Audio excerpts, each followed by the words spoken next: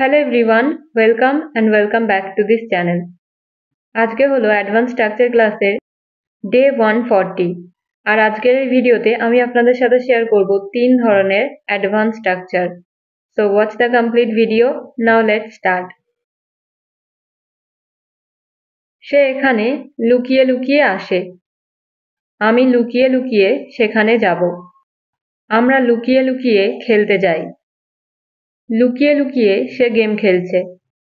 প্রথম স্ট্রাকচারে আমি আপনাদেরকে দেখাবো এই বাক্যগুলো আপনারা ইংরেজিতে কিভাবে বলবেন।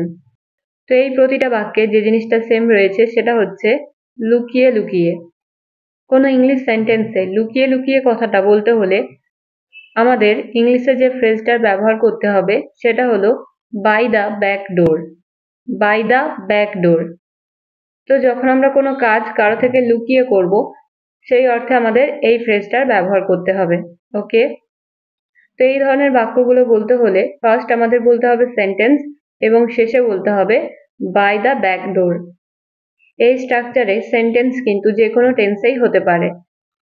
তো এবার এই স্ট্রাকচারটা দিয়ে কয়েকটা এক্সাম্পল দেখা যাক।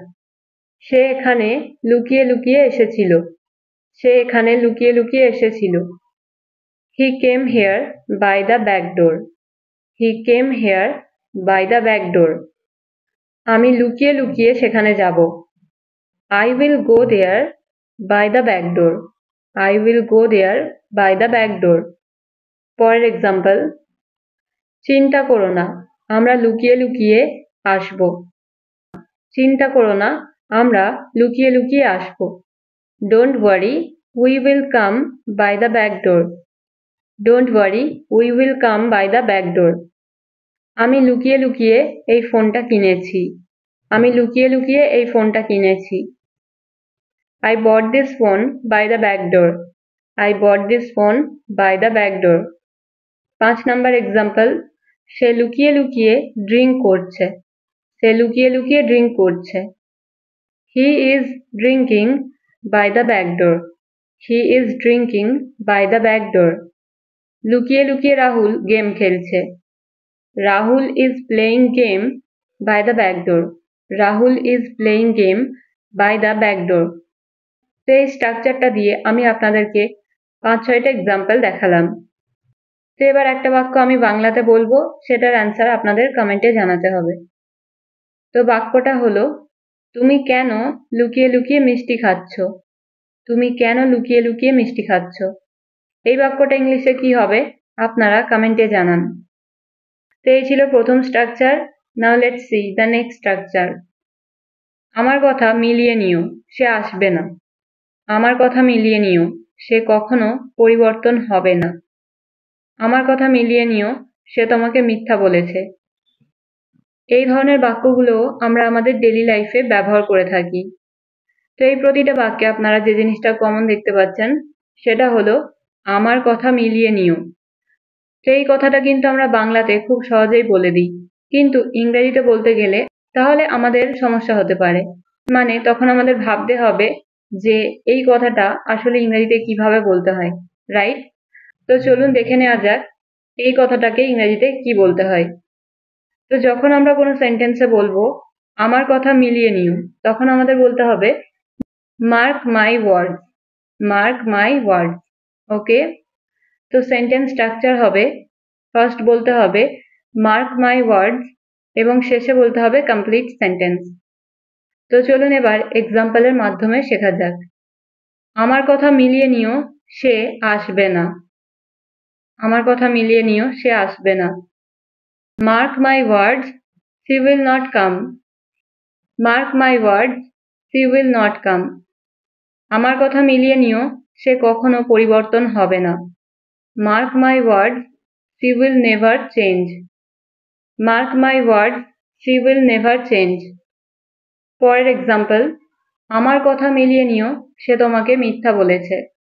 Mark my words, she lied to you. Mark my words, she lied to you. আমার কথা মিলিয়ে নিও, সে একজন অপরাধী। Mark my words, he is a criminal. Mark my words, he is a criminal. 5 number example, আমার কথা মিলিয়ে নিও, আমার বন্ধু প্রথম হবে। Mark my words, my friend will come first. Mark my words, my friend will come first. তো এই স্ট্রাকচারটা দিয়ে আমি আপনাদের 5টা এক্সাম্পল দেখালাম। Now it's your turn. আমার কথা মিলিয়ে নিও, সেটা করতে পারে না। আমার কথা মিলিয়ে নিও, সেটা করতে পারে না। তো এই বাক্যটার ইংরেজি আপনারা কমেন্টে লিখে জানান যে এই বাক্যটা আপনারা ইংরেজিতে কিভাবে বলবেন। আশা করছি আপনারা এই বাক্যটার ইংরেজি সবাই বলতে পারবেন। তো এই ছিল আমাদের 2 নাম্বার স্ট্রাকচার। এবার আমরা দেখব 3 নাম্বার স্ট্রাকচার। এ পর্যন্ত আমি যত গল্প শুনেছি তার মধ্যে এটি ছিল সবচাইতে ভালো। এ পর্যন্ত আমি যত খাবার খেয়েছি তার মধ্যে এটি ছিল সুস্বাদু। এ পর্যন্ত আমি যত কবিতা পড়েছি তার মধ্যে এটি ছিল সবচেয়ে হাস্যকর। তো ফ্রেন্ডস, এই টাইপের বাক্যগুলো কিন্তু আমরা ব্যবহার করে থাকি। তো চলুন তাহলে দেখা যাক এই বাক্যগুলো ইংরেজিতে কিভাবে বলতে হয়। প্রথমে আমরা দেখব সেন্টেন্স স্ট্রাকচার। সেন্টেন্স স্ট্রাকচার হবে, ফার্স্ট বলতে হবে সেন্টেন্স, তারপরে বলতে হবে আই হ্যাভ এভার এবং শেষে বলতে হবে ভার্বের থার্ড ফর্ম। এবার এক্সাম্পলগুলো দেখলে আপনাদের কাছে বিষয়টা আরো ভালোভাবে ক্লিয়ার হয়ে যাবে। তো চলুন এক্সাম্পলগুলো দেখা যাক। ফার্স্ট ওয়ান ইজ, এ পর্যন্ত আমি যত গল্প শুনেছি তার মধ্যে এটি ছিল সবচাইতে ভালো। এই বাক্যটা ইংরেজিতে হবে this is the best story I have ever hard. This is the best story I have ever hard.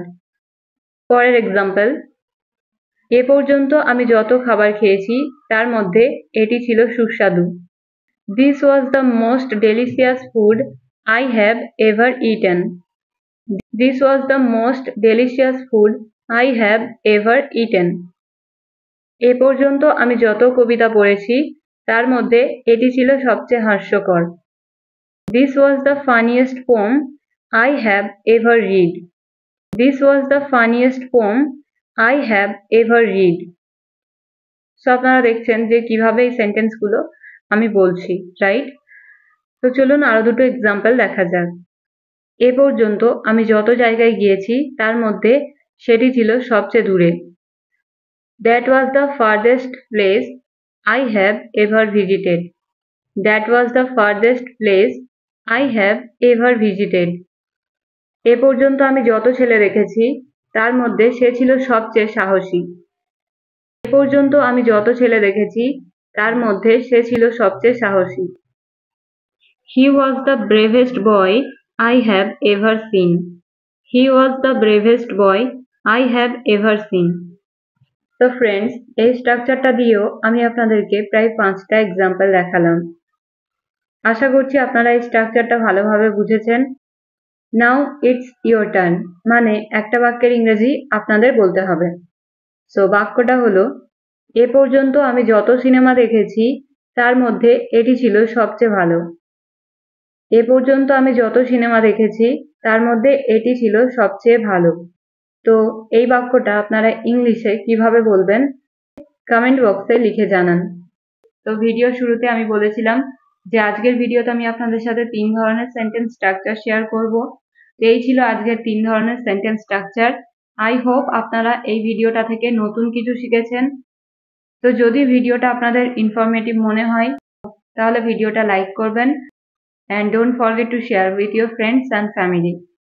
So yeah, that's it for the video. See you in the next video. Till then, stay happy and keep learning.